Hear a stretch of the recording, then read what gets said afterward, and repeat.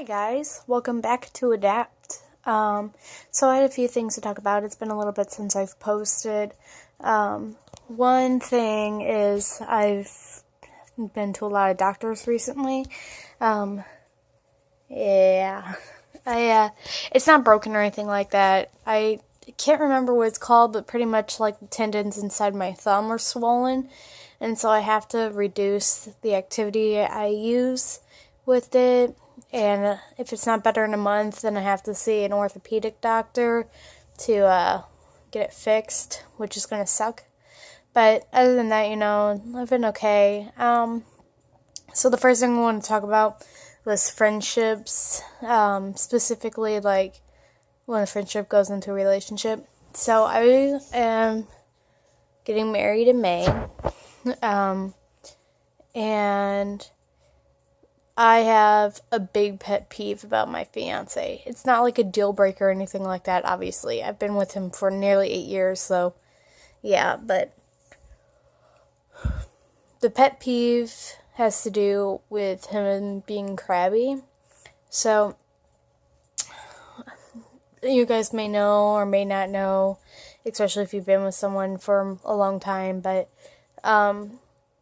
we're in our senior year of college. And every time we start a semester, he goes from being this super happy-go-lucky, relaxed guy to the biggest crab ass in the world. It's like you can't even say hi without him snapping at you. So yesterday, I finally decided to take a stand and tell him how I felt about it. And I would suggest if you have a relationship like that where someone becomes a major crab ass due to something or stress, talk to them about it, because it really seemed to help. I'm tired. He didn't realize that he was being crabby, I guess, is the biggest thing. And, once I talked to him about it, it was a lot better. And so another thing that happened was I decided to drop my psychiatrist. Now,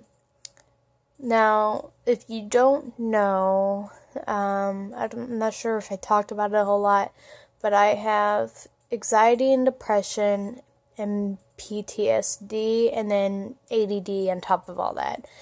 I was diagnosed with ADD in like the 3rd grade, and a lot of kids were, so yeah, it's not that big of a deal. The biggest things is the anxiety, depression, PTSD.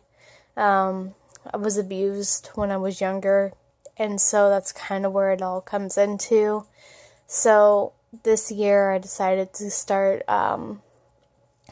seeing a psychiatrist, and I went to an outpatient program, something I never thought I would ever have to do.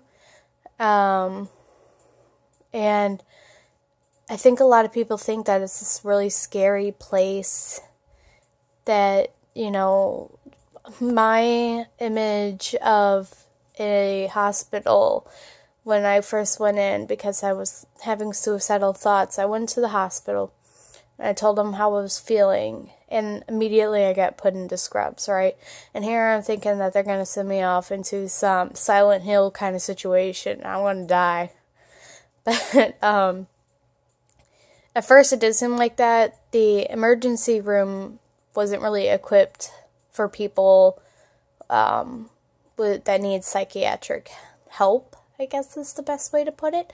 But once I met with a counselor there, we decided that it'd be best for me to go to an outpatient program, and I wasn't very sure about it, but after I went, it's not bad at all, and it really helped to be able to talk to people that have been in my situation, to know that there are other people like me who had been abused as children, who have PTSD because of it. It was a relief. I didn't feel alone anymore.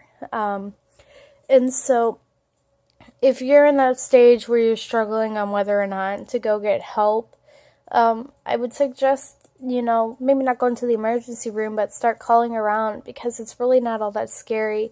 I think the biggest problem is that people are ashamed. I felt ashamed when I first started realizing that, I wasn't happy and I just didn't want to be here anymore. And I knew that my family would be sad and angry at that. But I knew that, that wasn't me. And another thing before I end this video, for everybody out there watching, suicide, especially suicidal thoughts, is a symptom of your depression. It is not who you are. And I urge you, if you're having those thoughts, reach out to somebody because they want to help. And yes, they may come off angry, but that is just them showing that they love you and that they care about you. And that's where professional help comes in. But, so back to me dropping my psychiatrist. I dropped him because he does not believe in anxiety. He believes in coping skills for anxiety, but he does not believe in treating anxiety.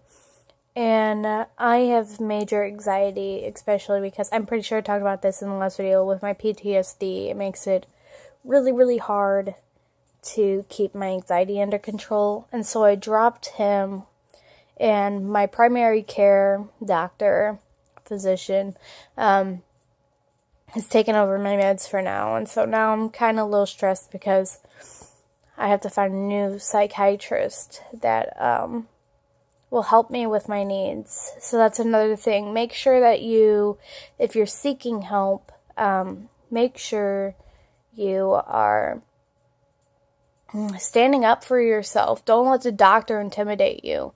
If you don't feel you're getting the help you need, then you don't have to see that doctor. You can go somewhere else. I'm sure your insurance covers more than just one doctor. But I'm going to end this video here. Thank you so much for watching, and leave a